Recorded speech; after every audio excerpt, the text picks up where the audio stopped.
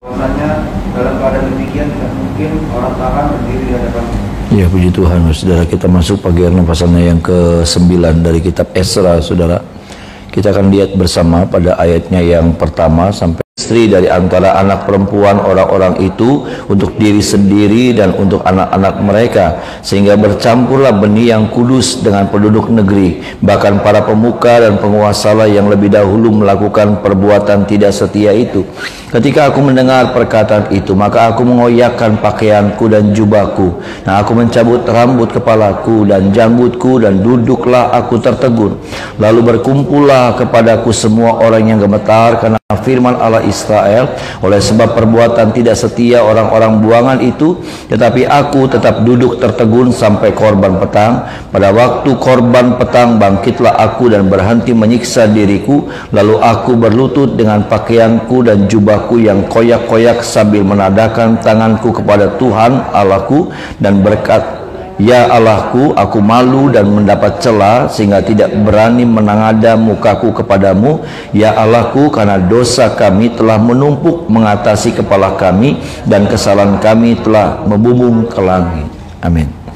Saudara, kita melihat pada pasal yang ke-9, ya, pasal yang ke-7, pasal ke-8 menceritakan bagaimana misi itu dikerjakan, misi untuk pembangunan bait Allah, misi untuk pulang dari Babel, saudara.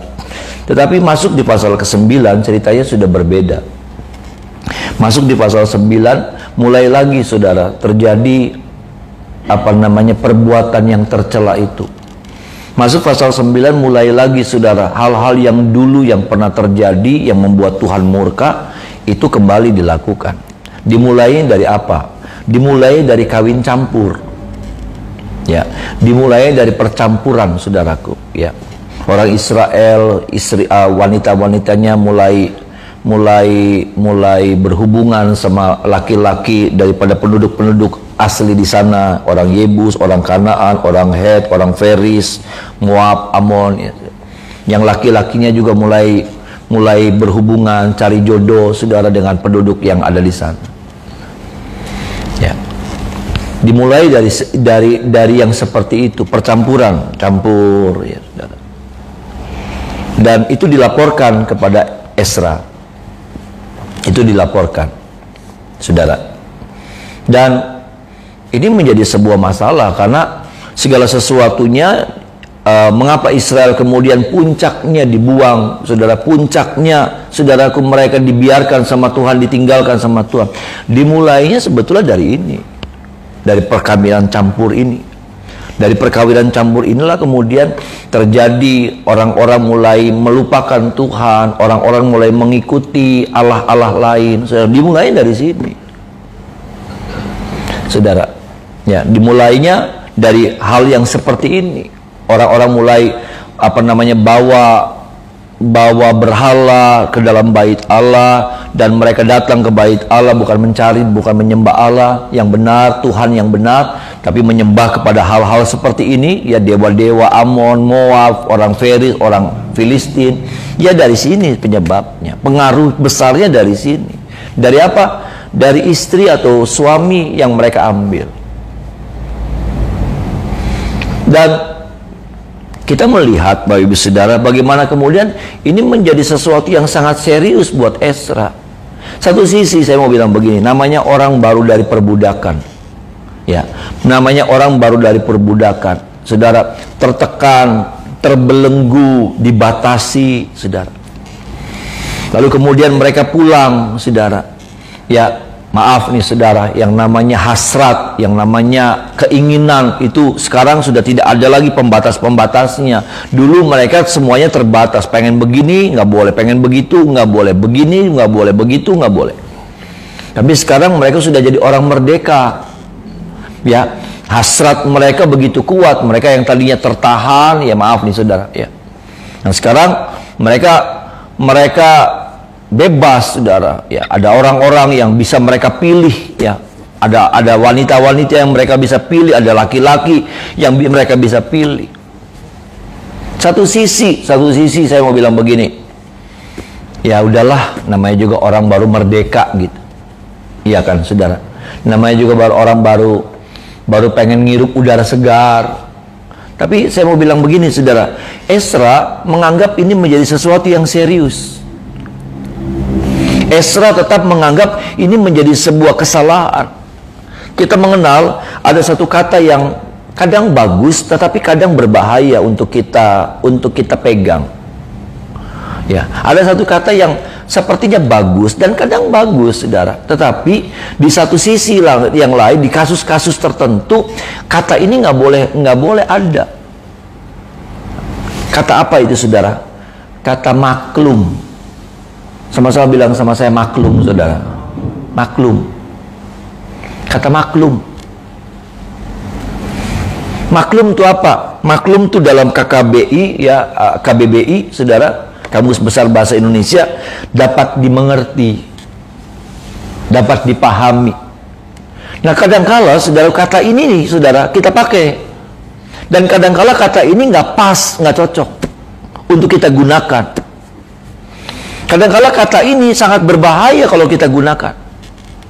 Dan kalau Ezra menggunakan kata ini, sudah maka bahaya. Ya udahlah, maklum. Namanya juga orang baru pulang. Namanya juga orang baru merdeka. Kata ini berbahaya. Dan berapa banyak kali kita terjebak dengan kata ini. Ya, kata maklum. Maklum buat diri kita, memaklumi diri kita, memaklumi orang lain, dan seperti itu. Dapat dipahami. Saya bilang, kata ini bukan jelek. Tetapi kata ini harus digunakan dengan hati-hati. Karena kalau tidak, ini menjadi sebuah apa? Ini menjadi sebuah pembiaran. Kalau kata ini dipakai sembarang waktu, maka ini akan menjadi sebuah pembiaran. Kalau Ezra memakai kata ini, ya udahlah. Waktu Ezra dilaporkan nih, saudara, ya. Waktu Ezra dilaporkan, ya, ini orang-orang Israel mulai begini, mulai kawin campur, mulai berhubungan, mulai tidak menjaga kebenaran firman lagi. Ya udahlah. Ya udah. Namanya juga orang baru pulang, udahlah. Nah, inilah yang disebut dengan pembiaran. Nah, bahaya, saudara. Kenapa? Karena Ezra tahu, saudara. Ezra mengerti, saudara, ini baru sebuah apa ya, pintu gerbang saja. Memang belum terjadi apa-apa, tapi ini menjadi sebuah pintu gerbang. Pintu gerbang apa? Menuju kehancuran. Pintu gerbang ini mulai dibuka lagi. Aksesnya nih, saudara, udah mulai dibuka lagi. Sepertinya tidak apa-apa dengan kawin campur yang dilakukan oleh orang Israel. Tapi nanti dampaknya, saudaraku, karena pengalaman sebelumnya ya seperti itu. Bahwa karena orang-orang yang tidak seiman inilah yang kemudian akhirnya menarik orang-orang Israel, apakah itu laki-lakinya, apakah itu perempuannya, untuk apa? Menyembah kepada allah-allah asing.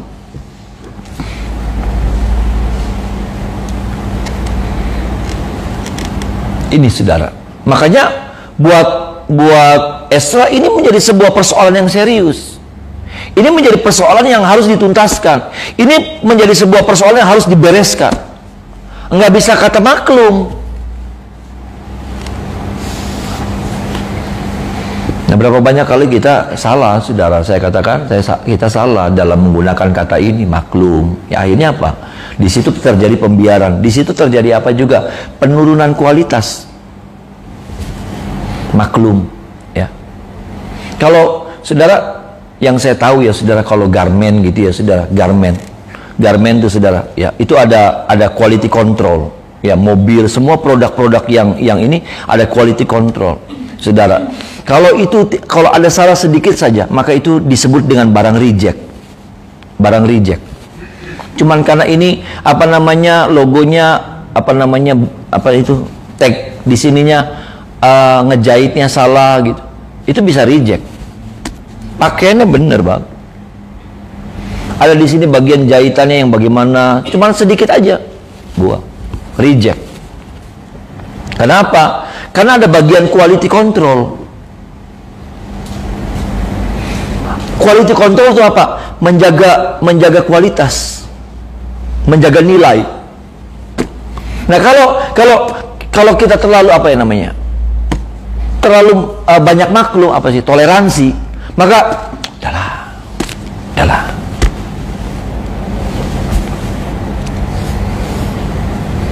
Terlepas ini dari kasih karunia ya saudara, saya tidak bicara tentang kasih karunia, karena ini kalau bicara kasih karunia sebetulnya Tuhan yang menilai, ya. Bisa bilang amin saudara, ya, kasih karunia itu Tuhan yang menilai. Ya, saya tidak bicara tentang kasih karunia, karena itu bagiannya Tuhan bicara tentang kasih karunia.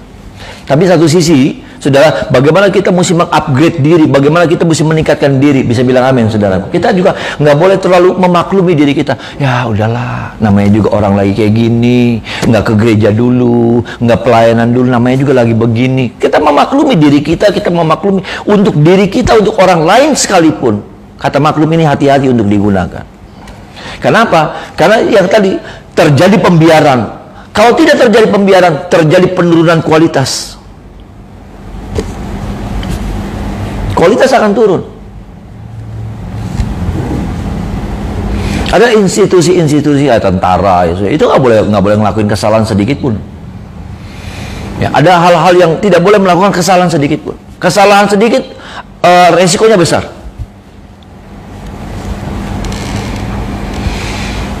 Ini, Bapak Ibu Saudara. Dan ini yang dilakukan oleh Ezra. Ezra tahu saudara dampaknya kalau orang ya saudara, kalau bagian quality control lalu kemudian dia nggak apa-apa. Akhirnya apa? Kepercayaan orang akan turun, kualitas produk akan menurun, dan berakibatnya apa? Kepercayaan orang. Kalau kepercayaan orang sudah turun, apa akibatnya? Penjualan semakin turun juga. Ini yang saya mau bilang, merembet gitu saudara. Ini ada sebuah mata rantai yang bukan cuma satu rantai, tapi ada mata rantai yang lain yang akan menyambung. Kalau apa? Kalau mata rantai yang pertama ini terlalu dibiarkan, dimaklumi, dan tolong kita ya saudara, ya, kita bukan berarti kita harus sempurna, kita jauh dari sempurna, tetapi maksud saya bagaimana kemudian kita berhati-hati gitu. Bagaimana kita apa ya saudara, berjuang saudaraku, ya, berjuang dengan maksimal, berjuang dengan maksimal. Kenapa? Karena kalau tidak, maka pengaruh-pengaruh yang seperti ini akan terus menggerogoti kita. Kalau kita tidak menaruh sebuah standar yang tinggi saudara dalam hidup, maka apa? Kita akan dibabat, kita akan dilewat, kita akan dikalahkan.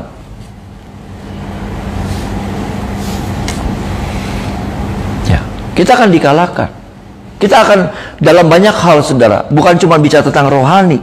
Kalau kita terlalu memaklumi diri kita, udahlah, kita akan dibabat, kita akan dibalap sama orang. Ya, karena hidup ini adalah persaingan yang sangat ketat.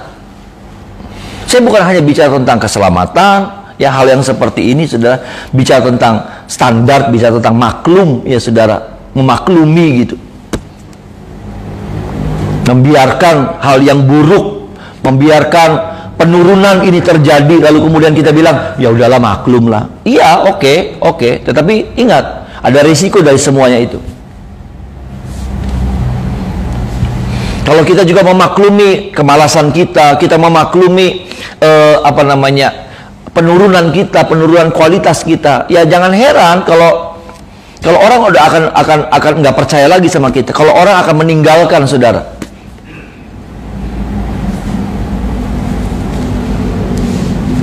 Itu saudara. Karena hidup ini bersaing saudara, hidup ini bersaing. Ada orang-orang yang lagi mengupgrade terus hidupnya. Dia ada di bawah saudara, jauh, tapi dia terus mengupgrade diri. Satu tingkat lebih tinggi lagi, satu tingkat lebih tinggi lagi. Sedangkan kita sekarang sedang hidup di dalam kemakluman. Ya, ya wis angel, ya wis umur menggenet, terus turun. Ketika yang lain lagi naik, lewat.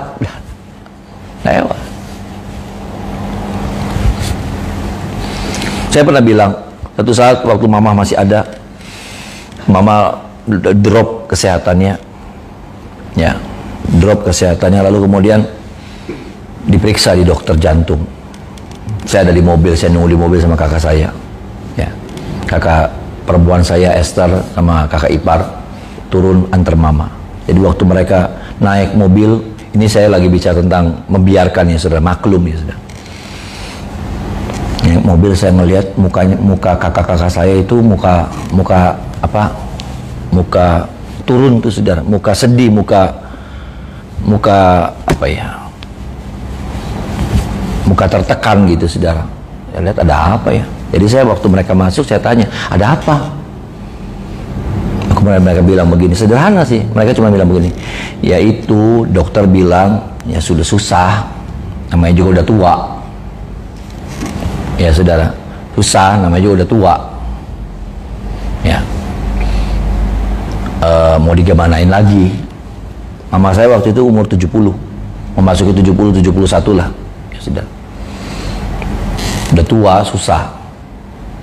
Di situ saudara, sudah apa yang jadi sikap saudara tuh kalau sudah ngadepin begitu? Sudah bisa bilang begini, iya ya udah tua ya, gitu kan? Bisa. Salah? Kayaknya nggak salah. Tapi waktu itu saya bilang begini, saya dengan iman saya bilang, enggak, mama masih sehat. Nggak tahu, ada sesuatu yang berontak gitu di hati saya. Ada sesuatu yang berontak, yang melawan. Enggak, mama nggak tua. Masih dikasih panjang umur sama Tuhan. Dan benar saudara, betul. Sepertinya waktu itu mama saya udah mau, ya udah parah gitu, udah jalannya udah.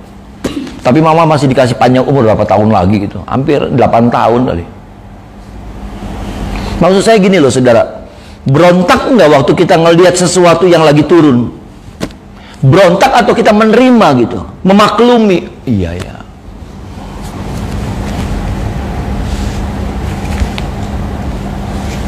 Ini bisa bicara, saya nggak tahu apa yang lagi turun dalam hidup saudara. Saudara ngelihat penurunan apa gitu? Ekonomi anak kah? Ya, lalu saya bilang, iya ya keder ya, memang persaingannya lagi. Enggak saudara, saya mau bilang begini, ada sesuatu yang harus diperbaiki, ada sesuatu yang harus ada yang harus dingototin tuh. Karena kalau kita membiarkan, kita memaklumi, iyalah yang namanya persaingan lagi begini, saya nggak mau. Waktu kemarin saudara, maaf ya saudara, waktu kemarin berapa tahun lalu ya, waktu gereja tutup semuanya, berapa bulan itu, kurang lebih 2 bulan, saya nggak sejahtera. Saya berdoa supaya gereja kita buka lagi, sampai ada kesempatan orang-orang masih takut, saya langsung terobos maju.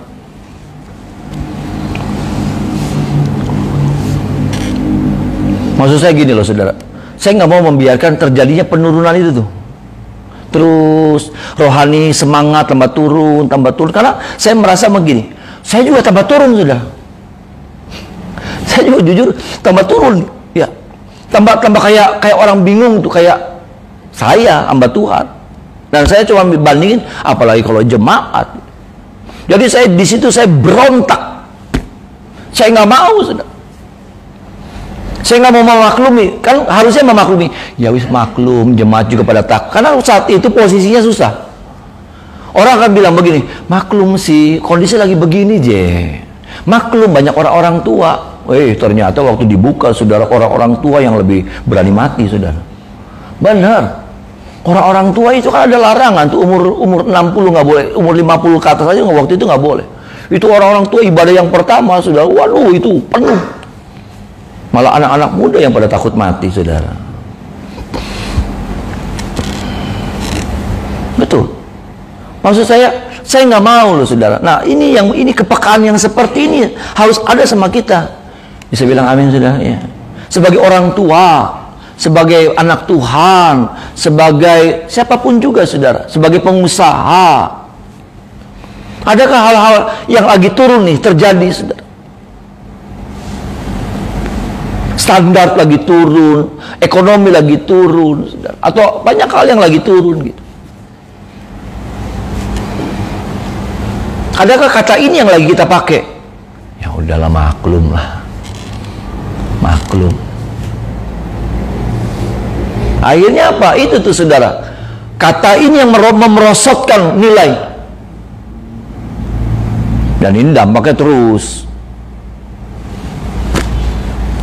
Nanti dampaknya pada keselamatan. Nanti dampaknya pada apa? Hilang berkat. Nanti dampaknya apa? Ya banyak hal, saudara. Banyak hal. Kata ini hati-hati digunakan. Bukan saya tidak boleh kita menggunakannya, tidak. Tetapi hati-hati menggunakannya. Tepat waktu dan ada kurun waktu tertentu. Maklum itu ada kurun waktunya. Seperti yang kemarin maklum belum bisa ibadah. Ya maklum, boleh. Tapi setelah itu, kata maklum itu harus diambil, ditarik dari peredaran. Kenapa? Karena kata maklum ini kalau terus maklum, akhirnya apa? Ya udah, terus kita turun, ekonomi turun, semangat turun, rohani turun, semuanya turun. Karakter hidup yang bagus turun, nilai-nilai firman turun, semuanya turun. Dari kata maklum yang nggak ada batasannya, nggak ada apa namanya expirednya. Harus ada expirednya maklum itu, saudara. Ada amin, saudara, ya. Expired itu ada expired. Kata maklum itu ada expirednya. Boleh digunakan, tapi harus tahu kapan itu harus ditarik dari peredaran. Kalau itu terus dipakai, habis kita, habis. Saya habis.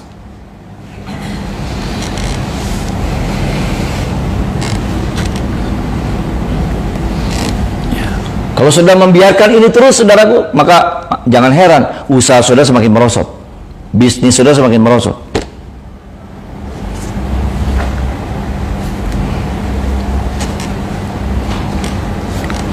Dari maaf nih saudara, tempat kotor misalnya, tempat kotor dimaklumi, ya namanya juga lagi kayak gini, maklum. Akhirnya apa? Orang ngelihat nggak enak, nggak nyaman, nggak sejahtera. Dari hal-hal kecil, tapi nanti dampaknya gede banget. Tolong kita ya saudara, saya sampaikan ini supaya apa? Supaya berkat, kebaikan Tuhan semakin bertambah dalam hidup kita. Ada amin, saudaraku. Ya, bukan nurun, jangan turun gitu. Apa yang membuat kita turun? Dari itu, kata maklum itu. Karena kita pasti akan digoncang dengan situasi, dengan sebuah perubahan. Tapi berapa banyak orang yang kemudian lewat goncangan itu orang tambah naik? Bisa bilang amin, saudaraku.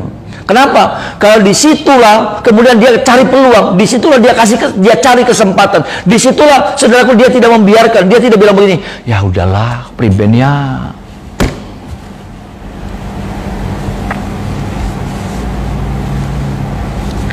Boleh dibilang maaf nih saudara, ya gereja kita, ya saya ambil kesempatan, masuk ada kesempatan.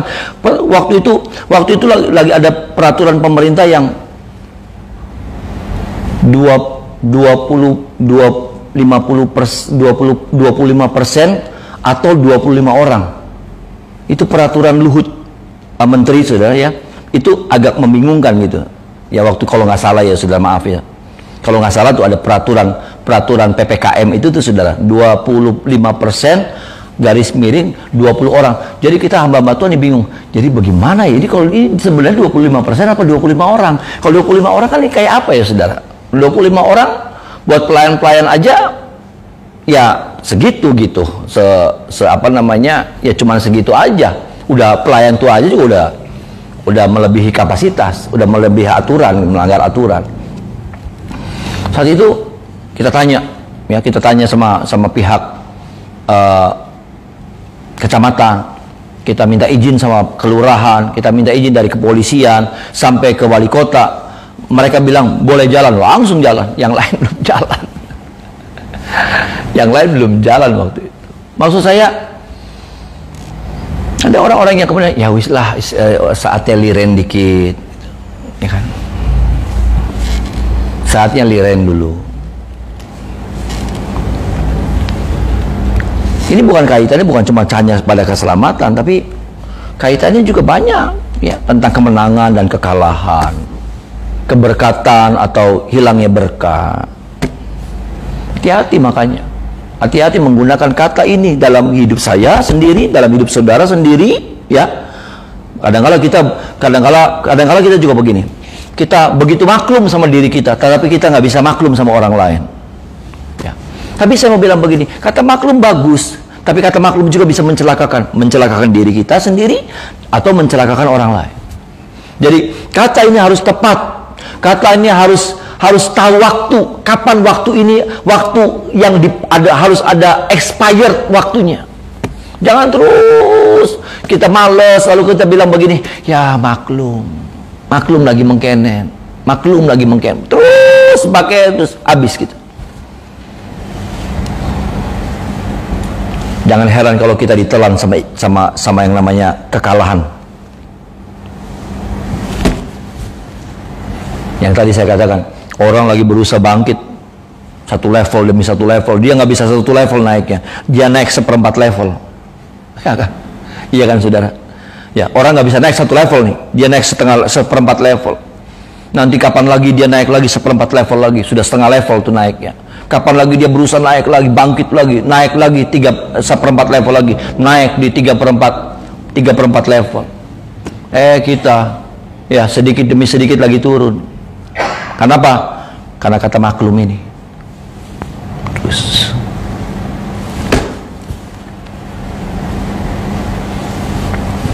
tolong kita, ya.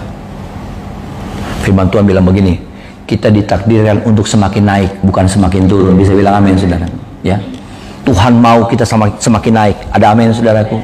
Tambah naik, bukan tambah turun. Itu yang Tuhan buat dalam hidup kita. Bagian yang selanjutnya, terakhir, saudara.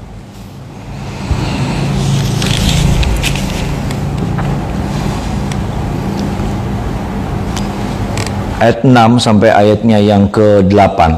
Sama-sama kita baca. 1, 2, 3. Dan kataku, ya Allahku, aku malu dan mendapat celah sehingga tidak berani menengadah mukaku kepadamu, ya Allahku, karena dosa kami telah menumpuk mengatasi kepala kami, dan kesalahan kami telah membumbung ke langit. Dari zaman nenek moyang kami sampai hari ini kesalahan kami besar, dan oleh karena dosa kami maka kami sekalian dengan raja-raja dan imam-imam kami diserahkan ke dalam tangan raja-raja negeri, ke dalam kuasa pedang, ke dalam penawanan dan penjarahan dan penghinaan di depan umum seperti yang terjadi sekarang ini. Dan sekarang baru saja kami alami kasih karunia daripada Tuhan Allah kami, yang meninggalkan kepada kami orang-orang yang terleput dan memberi kami tempat menetap di tempatnya yang kudus, sehingga Allah kami membuat mata kami bercahaya dan memberi kami sedikit kelegaan di dalam perbudakan kami. Saudara, ada satu kata yang sebagai seorang pemimpin, maka kata ini nggak boleh dihapus gitu. Apa itu, saudara? Ezra berdoanya seperti ini, ya. Dan kataku, ya Allahku, aku malu dan mendapat celah sehingga tidak berani menengadah mukaku kepadamu. Ya Allahku, karena dosa kami telah menumpuk mengatasi kepala kami, dan kesalahan kami telah membumbung ke langit. Ezra tidak bilang begini, saudara. Ezra tidak bilang begini, Tuhan, dosa mereka begitu menumpuk.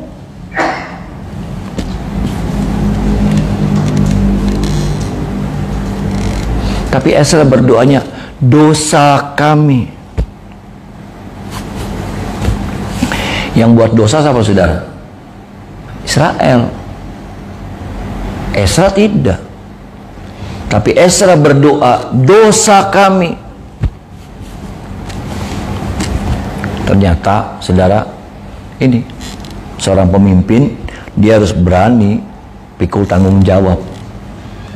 Seorang pemimpin, dia tidak boleh lepas tangan. Seorang pemimpin, dia nggak boleh hanya bisa menyalahkan. Seorang pemimpin, dia nggak boleh yang namanya cuci tangan. Ezra pemimpin, dan Ezra mengajar kepada kita para pemimpin, karena setiap kita ini adalah pemimpin. Ada amin, saudaranya? Pemimpin. Pemimpin dalam rumah tangga, dalam bisnis, dalam pekerjaan, bahkan ibu-ibu juga seorang pemimpin. Membimbing anak-anak, ya saudara. Dan banyak hal lain lagi tugas daripada ibu-ibu wanita. Dan ternyata seperti ini, dosa kami. Dia tidak bilang begini, dosa mereka Tuhan, mereka sudah berdosa. Tapi Ezra bilang, dosa kami ya Tuhan. Yang melakukan dosanya Israel. Yang tidak berhati-hati Israel. Tetapi apa saudara? Ezra mengaku dosa di hadapan Tuhan. Tuhan tolong kita Bapak Ibu Saudara, karena ya memang seperti ini yang Tuhan cari.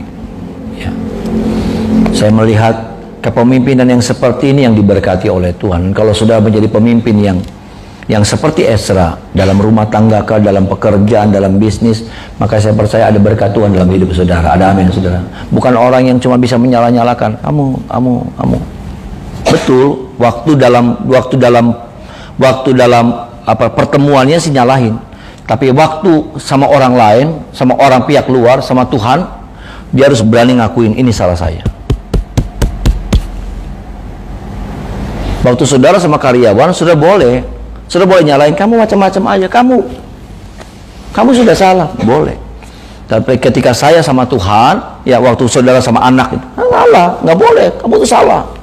Tapi waktu saudara sama Tuhan berdoa, maka kita mesti bilang begini, ini salah saya, ini salah kami Tuhan. Artinya apa? Ada pengakuan salah juga dari kita sebagai orang tua.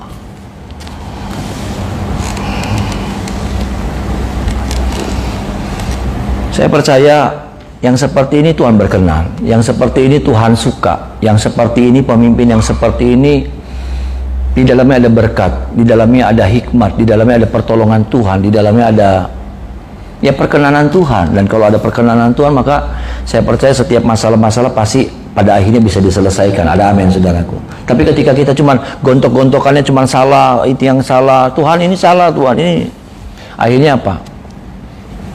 Berkat itu nggak hadir dalam hidup kita.